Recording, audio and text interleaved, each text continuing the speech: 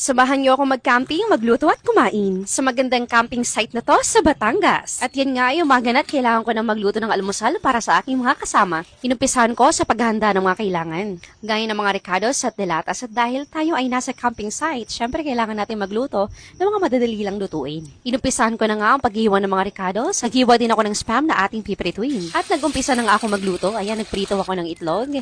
At dahil sunny ngayon, sunny side up tayo. Syempre, nagprito rin tayo ng spam at sinamahan natin ang tusino na magbabalanse sa lahat ng lasa. At syempre, mawawala bang daing? Aba, hindi rin papatalo ang ating sinangag. Syempre, hindi mawawala yan. Napakaraming ulam pero walang kanin, hindi pa pwede. At syempre, naggisa rin tayo ng corned beef.